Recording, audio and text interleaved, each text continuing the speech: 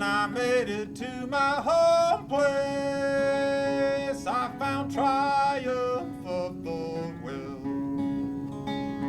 Where once lay a shining city, stood a fortress on a This is Fortress on a Hill with Henry, Danny, Kagan, Giovanni, Shiloh, and Manisha. Welcome, everyone, to Fortress on a Hill, a podcast about U.S. foreign policy, anti-imperialism, skepticism, and the American way of war. I'm Henry. Thank you for being with us here today. We are here to talk to Suzanne Gordon and Jasper Craven of the Veterans Healthcare Policy Institute to talk about a whole bunch about what's happening in VA policy right now, VHA mostly. We're going to talk about privatization. We're going to talk about the huge differences, and actually it could be seen as even more negatives between the predecessor VA Secretary, Robert Wilkie, and the current one, Dennis McDonough. Did I say that right, McDonough? Okay. Yes, McDonough. So Jasper, Suzanne, welcome to Fortress on the Hill. How are you both doing this morning? We're good. Yes. So the impetus for this discussion was going through some things about Project 2025 and specifically the policy changes that it touches on. It's important to remember that Project 2025 is a version of something that not only the Heritage Foundation, but lots of other private think tanks have been doing for a long time.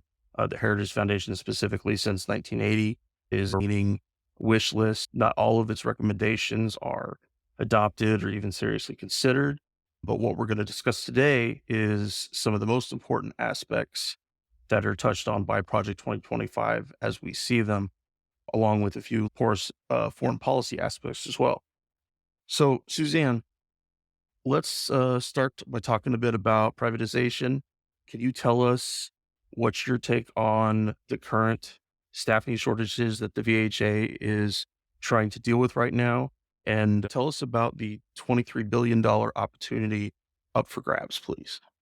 Well, I think that right now, and Jasper can really come in and help on this, the basic privatization picture is that in 2014, they passed something called the Veterans Choice and Accountability Act, which began outsourcing veteran care to the private sector based on whether you had to wait a certain amount of time for an appointment at the VA or drive a certain amount of miles to reach a VA. And that was supposed to be a temporary program. It was supposed to give the VA money. Unfortunately, not enough money. The VA needed $21 billion to deal with staffing and other issues. And the Choice Act gave it $6 billion. So that means that it needed, another, how many billion? I can't add. Jasper, help me. 14, roughly. 14. So if you're looking at this as a shell game, they keep forgetting that they needed 14 more billion than they got. And this was supposed to be a law that sunsetted after 3 years and was supposed to be temporary. And basically, it was a compromise between Bernie Sanders and John McCain. And John McCain almost immediately said, wasn't being serious about it being temporary. And then when Trump came in, they not only made it permanent, this option of going to the private sector, but they put it on steroids, and they created this Veterans Community Care Program, which essentially allowed veterans to go to private sector providers through a separate parallel healthcare system that the VA set up called the Veterans Community Care Program. And Trump's VA Secretary, Robert Wilkie, created eligibility standards for this program, this Veterans Community Care Program, that guaranteed a huge amount of outsourcing. So any vet who had to wait more than 20 days or drive more than minutes to a primary care mental health appointment could go to the private sector. And any vet who had to wait more than 28 days, drive more than 60 minutes, could go to the private sector for a specialty appointment. So, just think about your own experience. How long do you have to wait in the private sector for a primary care appointment? Well, how can you even find a primary care provider in the sector, much less get an appointment with them? How long does it take to get a dermatology appointment? I just had a little spot on my cheek I tried to get my dermatologist to look at, and it's like a 4-month wait in the private sector. So basically, rather than, it would have been sort of made sense if the VA had taken a look at each particular healthcare market and said, okay, we're going to see what the wait times are in the private sector, and we're going to match those or even best them. Even if you could get a dermatology appointment in 3 months as opposed to 4 months or 8 months or whatever. But no, they set these very unrealistic wait time and drive time standards. And that guaranteed that, now it's something like 40% of VA care is given in the private sector. I think it's something like they have 1.7 million providers that they're supposed to oversee. And here's the other thing that is really extraordinary is not only is the VA supposed to pay for these people to go to the private sector, it's supposed to coordinate the care that the private sector delivers, even though there's no requirements that the private sector coordinate care with the VA. And so it's a kind of a nightmare. You have to get medical records back. And there's something like 12 million appointments or something. So imagine getting records back for 12 million appointments and coordinating 1.7 million providers and so forth. It's a logistical nightmare. And the VA, of course, fails because it's supposed to be both an insurance company paying for care and a healthcare system that provides care. And so what we're seeing is that there's not enough money to hire staff. They have now a $15 billion budget shortfall. There's not enough money. Congress isn't giving them enough money to rebuild their infrastructure or renovate. So even if they had the money to hire staff, they need something like 20,000. We don't even know how many people they actually need to deal with the demand that they have. And all this money, 30% of their clinical care budget, over 30%, is going out of the VA to pay for private care. And then, as you asked, Henry, the VA secretary and his undersecretary for health, Sharif El-Nahal, have come up with schemes to spend something like $23 billion in 10 years and $14 billion in 10 years to get higher contract workers to come in and deal with staffing shortages and consultants to hire those people, and then more consultants to advise them on innovation. So you basically have patients pouring out of the VA system and money pouring out of the VA system, and that's not good. The vast majority, I'd say, what is it? At least like 99% of the doctors that you just referenced have no training with the VA. They have no veteran care specific knowledge. They're just normal practitioners. Well, It's and it's doctors, nurses, physical therapists, psychologists, and veterans, as you know, because you are one, Henry, have very specific healthcare conditions, whether it's mental health or physical health, right? And you have to know about how to distinguish. You have to understand about prostate cancer and diabetes created by Agent Orange. You have to be able to help veterans sign up for the registries and sign up to get compensation. These private sector clinicians know nothing about this stuff. Most private sector mental health professionals are not trained to treat PTSD at all, much less combat-related or military-related PTSD. They don't know what military sexual trauma is. They've never heard of it. And they are not required, in order to participate in the Veterans Community Care Program, Congress has not required them to have any training in veteran-specific healthcare conditions and mental health conditions, military culture, or anything that is intensely required of VA providers. I mean, we just passed the PACT Act, which Jasper can talk more about, which is giving care to people exposed to toxins since World War II. And VA has, in anticipation of millions of veterans coming in who suffered these exposures, done huge trainings, and VA providers and staff are required to take these trainings. And they don't require these private sector providers to take these trainings. I mean, suicide prevention is another huge issue among veterans. So the VA, every employee in the VA gets at least an hour of suicide prevention training. Every employee, including the receptionist, including the transport worker, the dentist, whatever, not just mental health professionals. And they get screened for suicide prevention. This is not required in the private sector. Well, because they don't really care about the quality of care, they just care about the bucks leaving the VA, because these laws were designed by people who want to privatize the VA. That was actually like the PACT Act was the next thing I was going to ask about. Jasper, in terms of the PACT Act, since it got signed, what has kind of been the status of its implementation, especially considering the budgetary constraints that Suzanne is talking about?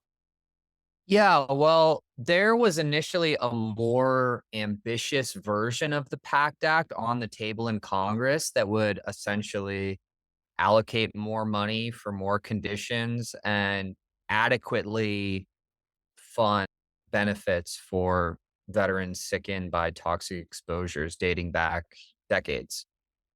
What passed was still a good bill. There was a lot of money allocated for this expanded slate of sicknesses, disabilities. However, there has not really been an adequate buildup in staff within the Veterans Benefits Administration, and no real support for this network of accredited claims agents who are historically employed by congressionally chartered veteran service organizations like the American Legion or the VFW that help veterans navigate the morass of regulations and paperwork to ensure that they're properly sketching out their service history and making strong claims to secure the right disability rating. So the money's there and a lot of people have been helped. I think the Biden administration does deserve some credit for moving pretty quickly to dole out a lot of money to veterans who've been waiting for a really long time for the benefits owed them. And, that's involved in some cases cutting back on all of the stringent rules and regulations for proving a disability. But as is so often the case in the world of veterans, many entities, for profit entities, see dollar signs with all of this money. And so there's really emerged in the last few years, but especially so since PACT passed in 2022, for profit agents that are helping or oftentimes not really helping veterans get their benefits. The Legion and the VFW simply do not have the number of accredited claims agents to help the population. It's this massive crush of new claims.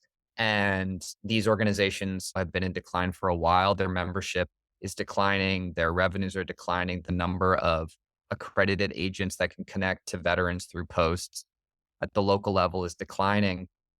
Accredited claims agents are accredited through the VA's Office of General Counsel. They face really intense oversight. They're very well briefed on all the regulations. They're given ongoing courses to ensure that they are aware of changes in statutes. And if they mess up, they can be punished. They are the only people that are supposed to help veterans with their claims, but there's sort of this weird loophole in the law that has allowed these unaccredited players to step in and basically claim that they're not helping process claims. They're just sort of like coaching in a generalized sense. And so by asserting that, they say that they're not in violation of the law. Many veterans are submitting really weak claims because the people helping them know what the hell they're talking about. And then if the claim does go through, these companies are taking a really big slice of the resulting disability award. This is a multi-billion-dollar industry that has sort of popped up overnight. And so a lot of that money that was allocated through Congress for veterans is being gobbled up by these for-profit actors and not making it to the veteran and their family to support them. So there really needs to be legislation passed to reel these guys in, to reimpose criminal penalties over these unaccredited actors. There's some legislation floating around, but because these companies have taken in so much money, they now have very savvy lobbyists in Washington. They're dropping hundreds of thousands of dollars to oppose these bills. And so the prospect of reform at this point is not great. Do either of you know of any places that kind of separate the wheat from the chaff between companies that genuinely help veterans in that way, that are like, for example, I got both my Social Security and my VA disability, my 100% through also.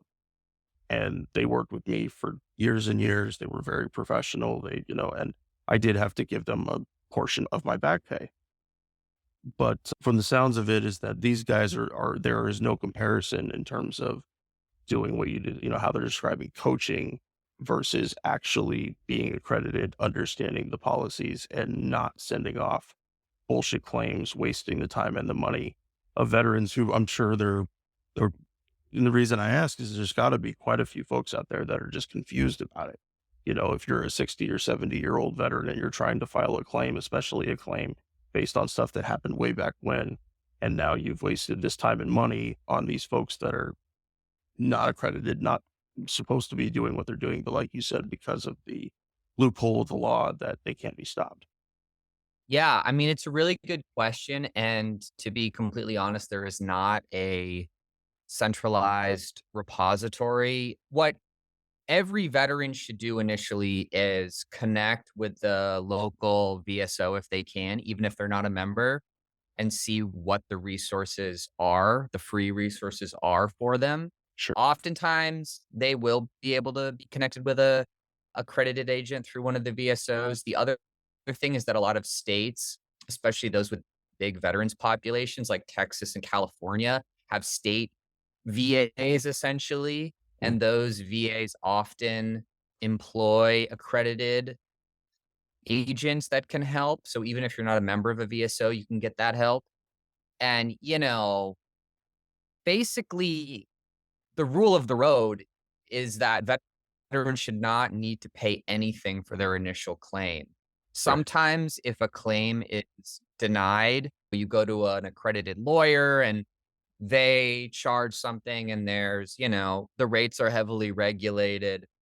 But there should hopefully be a path for most veterans still to find an accredited agent. Just really want to emphasize that veterans should do as much groundwork as they can with their state Veterans Affairs office and with local VSOs, because there should be resources for them. And, I would really urge them not to go with these for-profit companies because there's no oversight and the results are often quite negative for veterans.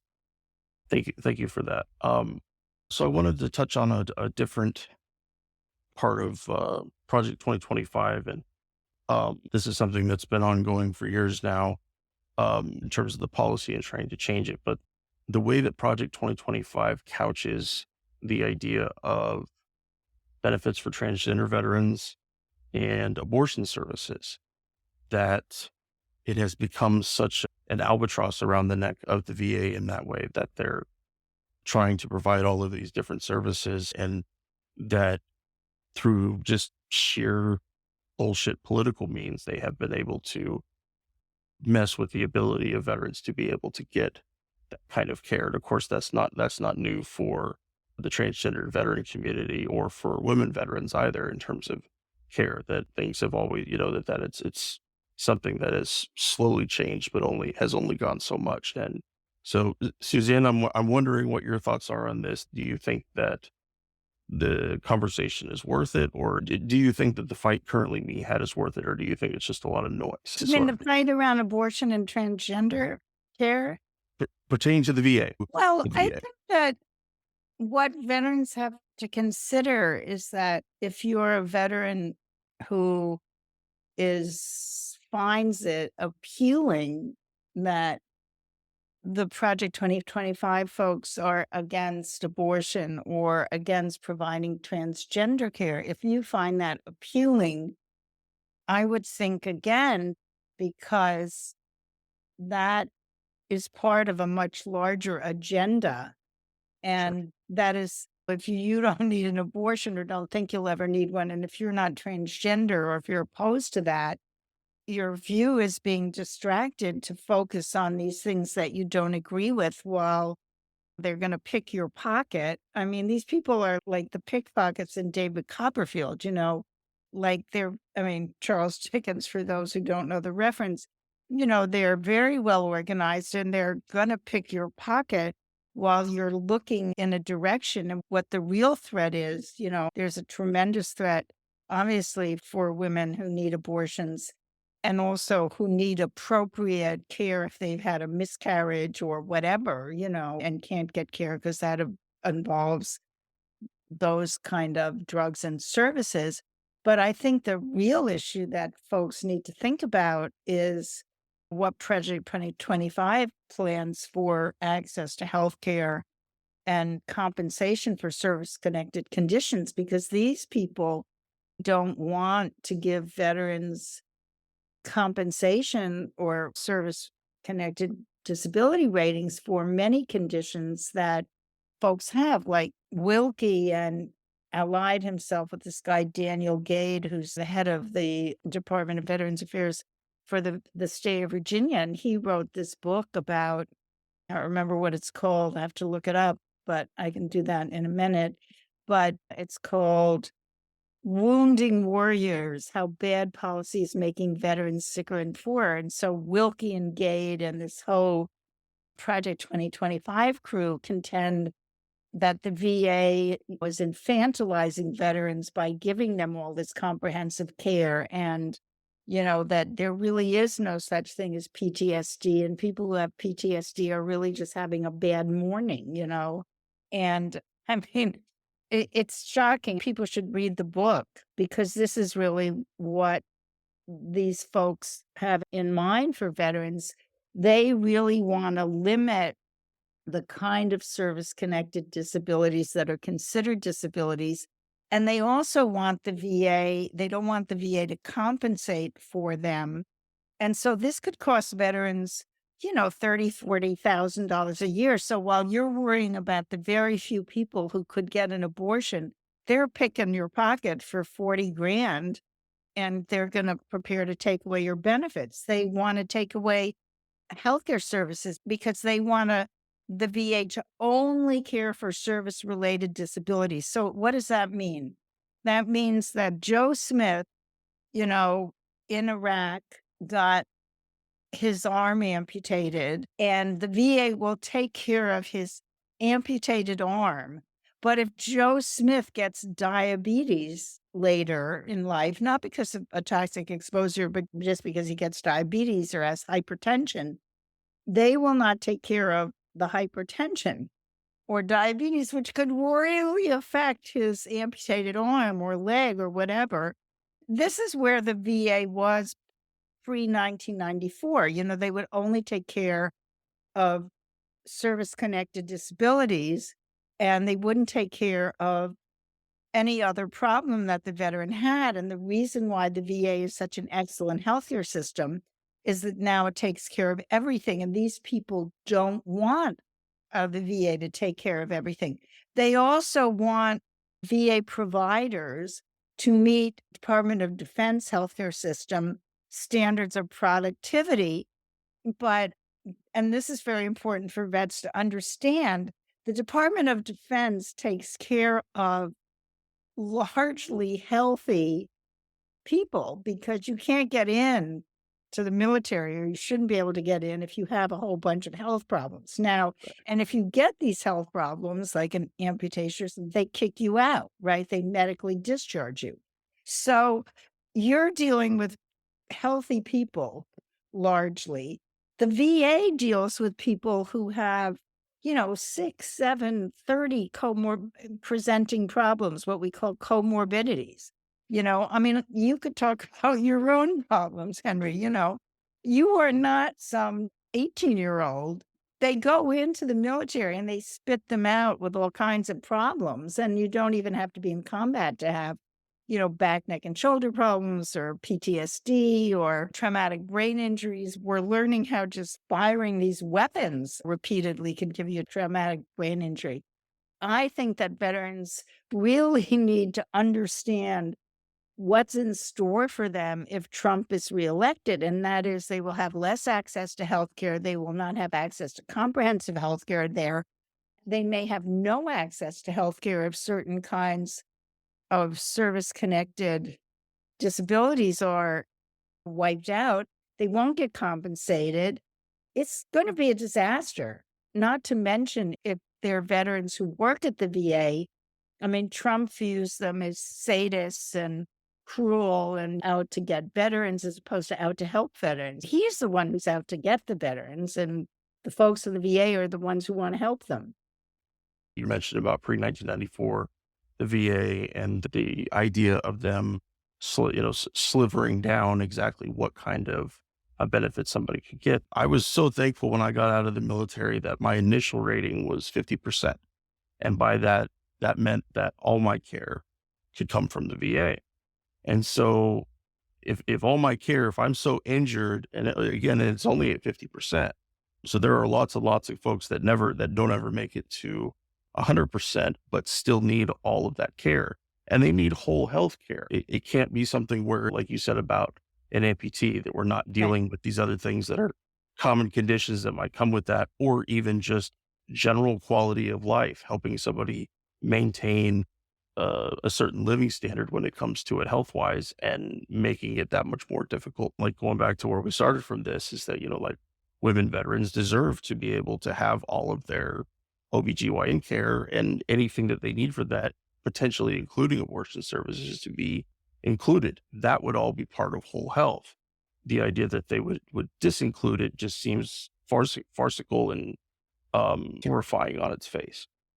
Well, I think that over the past, since 1945, particularly 46, the American public has invested billions and billions of dollars into creating a comprehensive healthcare system for veterans. And it delivers stellar health outcomes. It's not just a medical system, it's a healthcare system. So veterans get Right. help with homelessness, with legal problems and housing, with economic problems, with vocational rehabilitation, cooking classes, meditation, you name it, the VA offers it. Now, Right. you may have to drive to get to those services, but if you live in rural America, you have to drive to get any service, and the VA is willing to do telehealth. And if you don't have a laptop or an iPad or an iPhone, they'll give you a laptop or an iPhone so you can do telehealth. And so I just think it's tragic that veterans don't appreciate what the taxpayer has done for them. People don't understand that the VA cannot run an insurance company where they pay for exorbitant costs from the private sector for care that is not veteran-centric and often of lower quality. Veterans need to really make a choice, and somebody needs to tell them that America will not pay for two separate healthcare systems for its veterans. It's too much. It's a bad business model. There is no healthcare system in the world or in the country where if you go out of network, that somebody else pays for it. And I think really what veterans need to understand, and somebody needs to have the courage to say to them, is you've got this great healthcare system. If you wanted to be better, if you wanted to provide more care in more places, then stop stealing money from it to give it to somebody else who doesn't know how to care for you and doesn't really care about you, And I mean, we're now giving 36 billion, this 36 billion is only clinical care. We're paying these third-party insurance companies, TriWest and Optum, they're getting, I don't know how much it is now, Jasper, almost $200 billion to administer this system. Imagine what you could do with close to $500 billion if the VA got it and not the private sector. And who is going to say that to veterans? I hope at some point Kamala Harris, if she wins, says that to veterans. I hope that VSOs and groups like the one we belong to, Veterans Healthcare Policy Institute, say this if we get new Democrats in office, because they've been continuing the privatization policies in sort of a privatization light form that Trump and others in the conservative movement have initiated. But just like with the DoD budget, it's not about the expenditure of hundreds of billions of dollars. It's where it ultimately ends up going, because they'll spend it. Robert Wilkie, Donald Trump, all those are perfectly happy to spend the money, but where it actually ultimately ends up going, it really makes it a different question. So I think it's a good time to wrap up our discussion for today. Was there anything that either of you guys wanted to jump in on before we sign off? I think we covered a lot of the sort of most pressing topics here. Really, when it comes down to it, and this is a point I will scream until the cows come home, what is happening right now and what has been happening over the last decade since the Choice Act was passed is the buildup of intense corporate power over the Department of Veterans Affairs. It's a similar phenomenon to the military-industrial complex. And for many decades, the VA was sort of immune to those trends for a number of reasons, including the fact that the VSOs were some of the most powerful forces on Capitol Hill.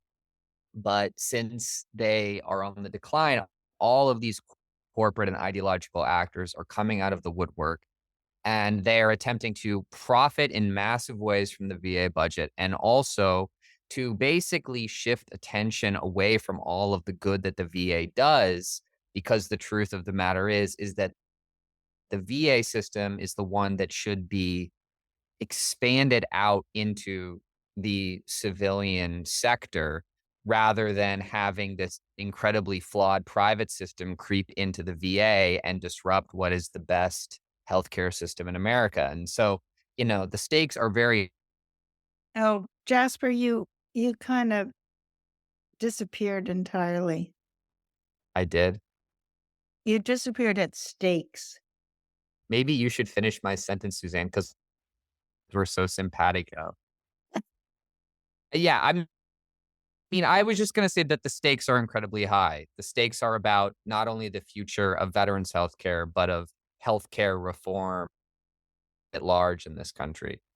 Right. Yeah, and I think I'm really glad Jasper brought that up, because I think the VA touches on larger issues, and the threats to the VA, both ideological and corporate, exist because American capitalism doesn't want a government health program that works. And so we have this amazing health system that could be a model for the kind of healthcare that all of us should get, that many people get in other countries. And it's really a superior model. And so I think that this issue of saving the VA, expanding the VA, improving the VA, is not just about helping veterans, but about how the VA serves the nation and allowing it to continue to serve the nation through its teaching, research, and emergency preparedness missions, but also how it can serve the nation by being a model for healthcare reform activists who want to promote models of government-run healthcare systems that work. And you don't have to go to Taiwan or Scandinavia or Canada to find a healthcare system that works. It's around the corner. And the reason why so many ideological acts are attacking it is not just because they can get public money to serve private profit, but because they don't want competition. Secretary McDonough is always into this neoliberal idea of competition, but American capitalism doesn't want to compete with a government-run system and lose, which it is doing. And so they prefer to destroy the government-run system that has won the Super Bowl, the World Cup, the World Series, etc. And, veterans have a winner and they should stick with the winner, and they should be going to their political representatives to get them to fund the winner even, more efficiently and effectively than is happening now. So I think, Jasper and I, being simpatico, we agree that the stakes are not just for veterans and their families and their communities, but for the entire country. Thank you. Thank you both for laying that out so well. It's something I think that everybody, that the many veterans I know that listen to this podcast, I hope all of us take that stuff to heart to understand that we are, for lack of a better phrase, soldiers in this fight. If we want the VA to stay strong, to continue serving veterans in the way that it does, we have to advocate for ourselves and say those kind of things to our representatives. I know that I'm going to be cared for better and that it's going to fit into a system of overall care where my doctors do actually talk to each other. Suzanne, Jasper, thank you so much for being here today. Folks, make sure that you go online and visit the Veterans Health Policy Institute. They have a lot of policy papers and resources on a whole host of different VHA-related topics, and also on some other health topics not specific to the VHA, but it's all good stuff. Suzanne, what is the website for the VHPI? It's veteranspolicy.org.